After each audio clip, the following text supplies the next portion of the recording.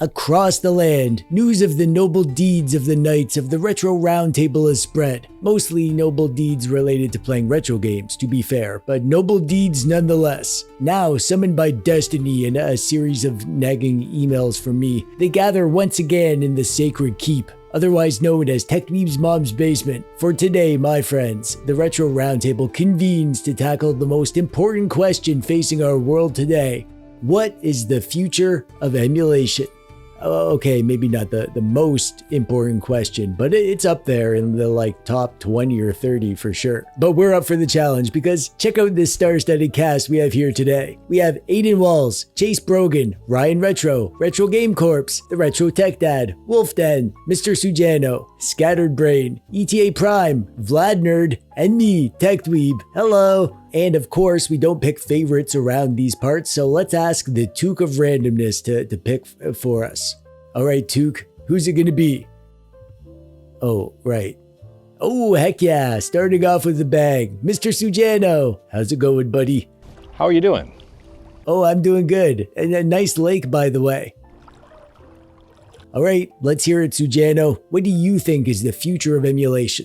Honestly, there's so many ways to answer this question. There's so many ways to take a look at it. But if you take a look at the Switch and Nintendo's approach to TPM and all of that stuff, I would say for future consoles, emulation may not exist if this argument continues to be out there. But for everything prior to the Switch, I think should be absolutely fun. And I see those emulators get even better, and I see the homebrew scenes get even bigger. Unfortunately, I don't have a crystal ball to take a look at things, but I would say Nintendo is going to be continually vigilant on Switch emulation, and if Switch 2 emulation comes around, well, they're going to stop that pretty quick. What's that, Hat? Our next guest is Adin Walls. Excellent choice. Ah, you bastard. Hello. What did you call me? Now, there's software to consider, there's hardware to consider, but if you consider the fact that RetroArch has been around for a very, very long time.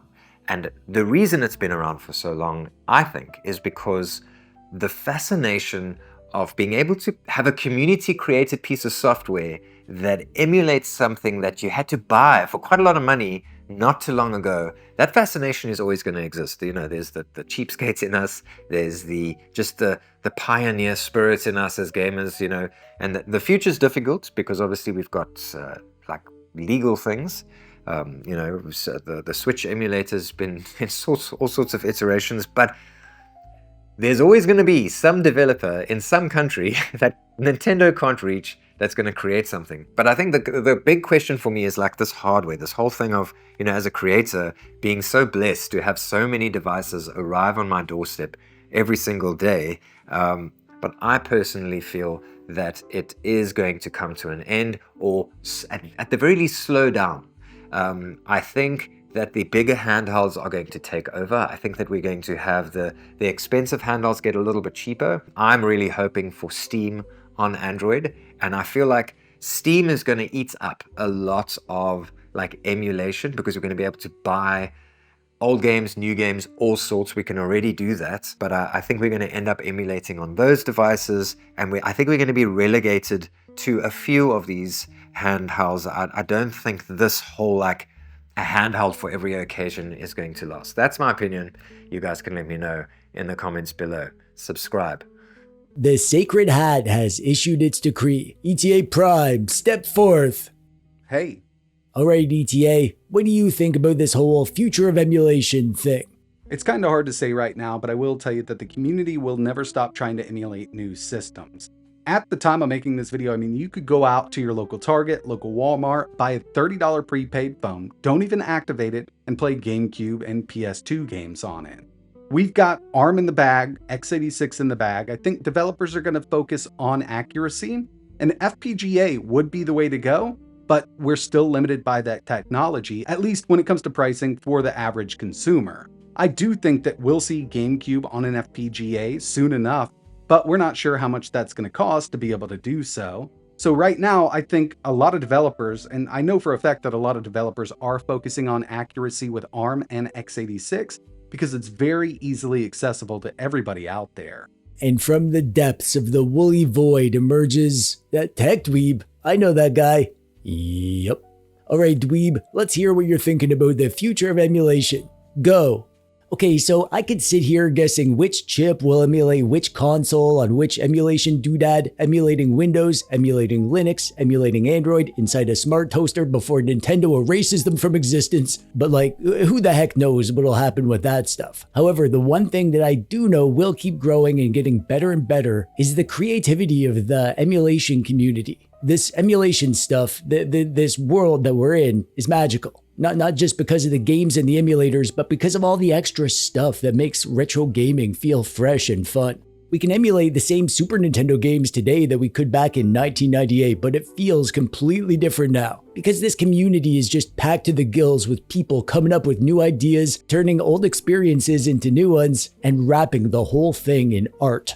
We have a weird language that we invented together. We talk in launch options and core overrides, and everyone nods because we all share the dialect. Like how a bezel and a shader and a boot animation can kind of set the scene before the title screen even loads. We have achievements for games that never had them, challenge runs that the original devs never imagined, hidden treats pulled from the code and shared for all to marvel at, and the creators in this space, making fun videos and content, reviews and guides and whatever this is. And the audience, have you seen my comment section? This community is full of brilliant mad scientists, and I say that with love. We have front ends that feel like snapshots in time, Android launchers that turn your handheld into a portal to another dimension, custom OS builds that give you experiences you didn't know you wanted, skins, themes, overlays, playlists, music, ROM hacks that add new content, translations that unlock lost games, homebrew that breathes new life into your dusty old hardware, and all of it is stitched together by cool geeks for other cool geeks, purely for fun. So this is the future of emulation that I'm excited about. The retro emulation space, it changes all the time and it just keeps growing into this new monster every other week. It's a living organism that is so much more than just retro games. And you, watching this video, you're a part of it. I hope you're happy with yourself. Okay, I think we need a palate cleanser after whatever that was. Next up we have the Retro Tech Dad. Hey Rob! Oh, hey, how's it going? Let's hear it, buddy. What do you think about the future of emulation? The future of emulation. You know what I say? Sky's the limit, right? I mean, to think where we were 20 years ago versus today with emulation, the progress that's been made is incredible. And I think we're going to continue to see a lot more on Android. I mean, just look at what we've had just in the past few years in terms of development of emulation and just, emulators in general for Android. And I think we're going to continue to see that drive to bring more of that to the platform. Again, it really does open up the doors to a lot of games that just wouldn't otherwise be available on Android. And for me, really, the excitement is always seeing what new platforms end up getting emulated. I mean, for example, PlayStation 4 emulation is now starting to pick up steam. And yeah, a lot of the games are on PC natively, for example, but remember, those games are not necessarily available on a platform like Android, right? So we do want PlayStation 4 emulation. We do want PlayStation 3 emulation because it does mean that we can open up the doors to games that otherwise would not be playable on something like a Retro Pocket 5, for example, just opening up the doors on Android and what we can do with it. I think as we move forward, I think Android emulation will continue to become a highlight and a focus for a lot of people. And honestly, I think we're going to probably see a shift to a lot of more compatibility layers and translation layers, such as like WinLater, for example. I think we'll be seeing a lot more of that.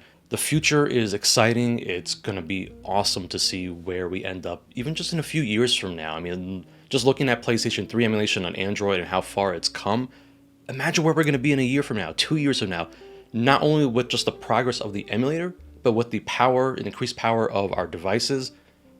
I'm so excited. I just can't even imagine the day that we'll be able to play God of War 3, for example, full speed on an ARM device, just unbelievable. I'm really excited for that.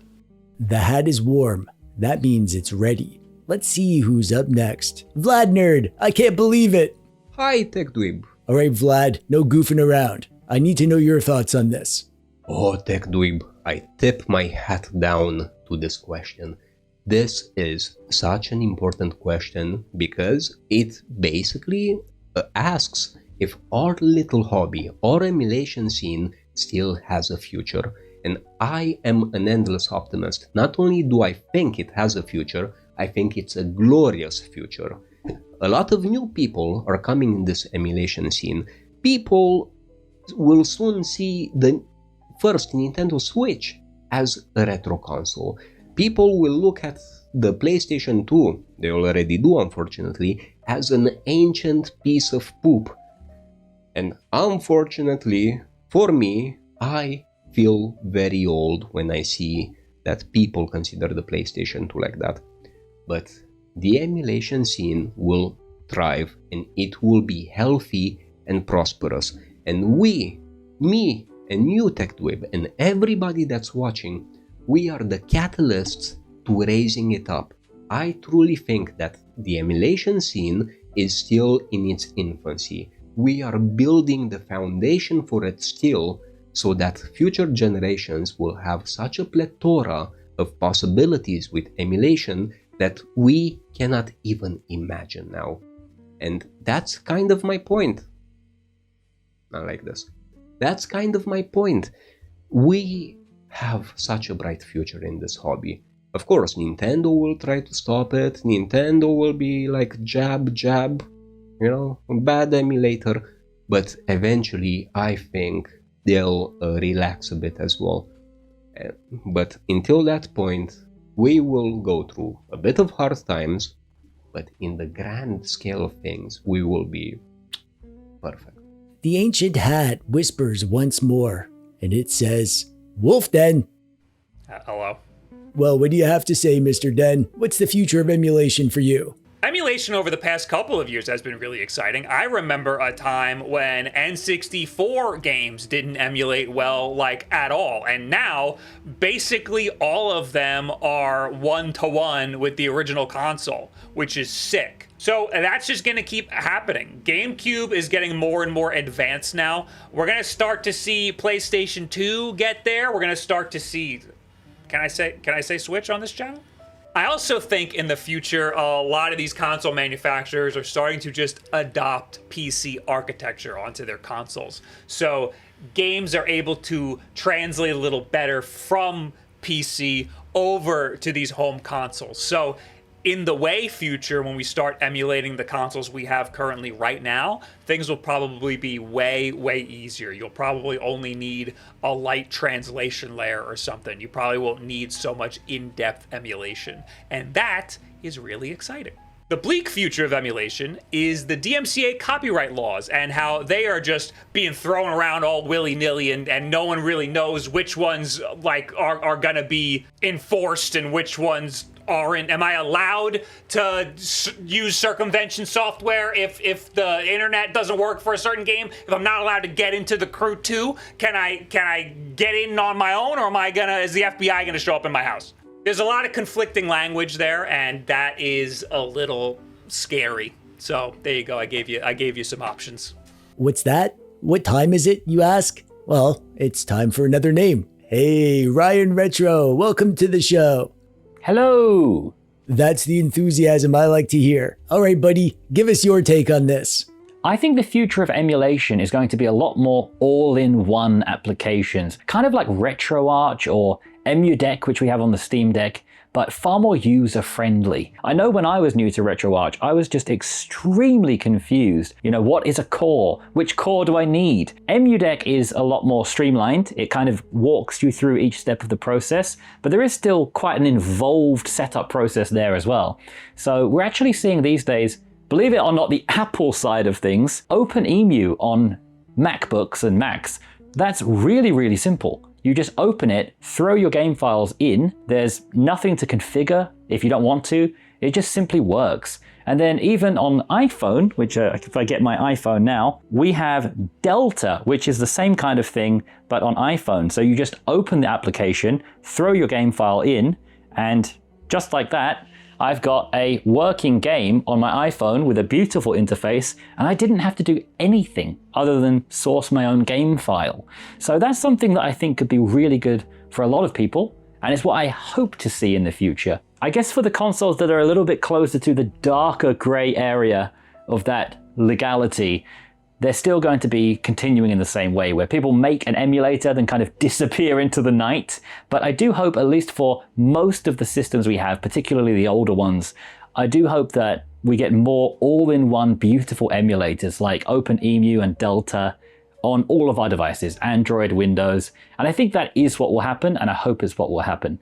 The hat is feeling like we need to hear from Chase Brogan. Welcome back. Hey, how are you?